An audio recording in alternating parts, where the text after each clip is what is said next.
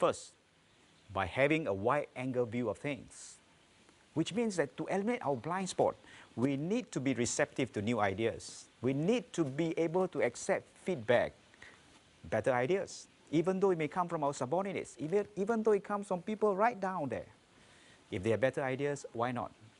So to change mindset, component number one, we have to learn to eliminate blind spot by improving on our weaknesses, by getting feedback, and also capitalizing on our strengths.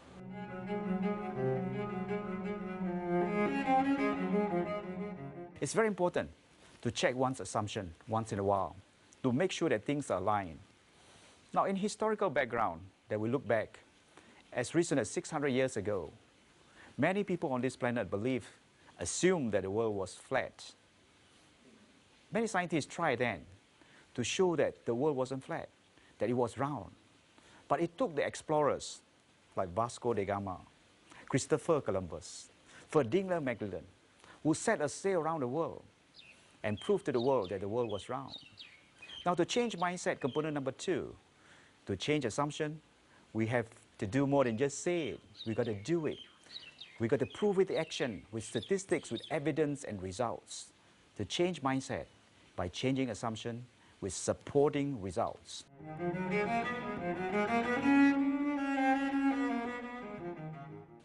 Do you know what is the number one enemy of success? Yes, you've guessed it, complacency. Prior to the Asian financial crisis, there were many companies who were very successful. What happened to them after the Asian financial crisis? Many of them became so complacent that they no longer explore new products or services. They no longer look at customer needs. They no longer look at their competitive pricing. And when the crisis came, they could not respond. They're not resilient enough. They're not fast enough.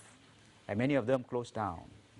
It is important to reduce our complacency as a way of changing our mindset, aligning to the changes around us in business, in our life, and workplace as well.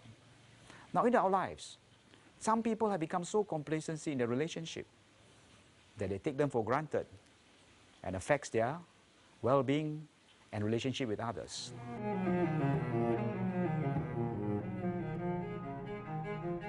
Another important component of mindset is habits. Habits are actions repeated over and over again to the point that it becomes so automatic that one does not engage in thinking anymore. In organization, there are many executives and leaders who continue to do the same thing over and over again because they've been stuck with a habit. And some of those habits are unproductive. Some of these habits are procrastination. Some of these habits are interrupting people's conversation before they finish, lack of listening skills. All this are stopping them from becoming effective. It is important to look at the mindset from the habits point of view. Perhaps I can share a story, a short story, on habits. Now, a scorpion and a frog.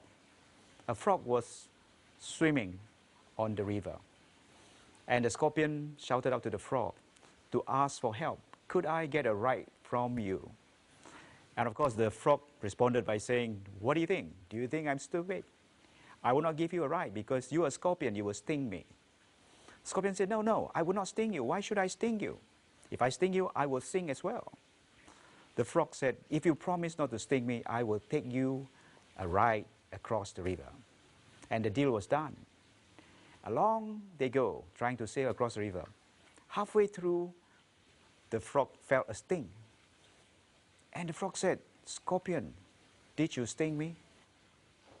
Do you know by stinging me, we are going down together? Scorpion looked at the frog and said, yes, I stinged you. But why do you do that? The scorpion replied, I am a scorpion. My habit is to stink.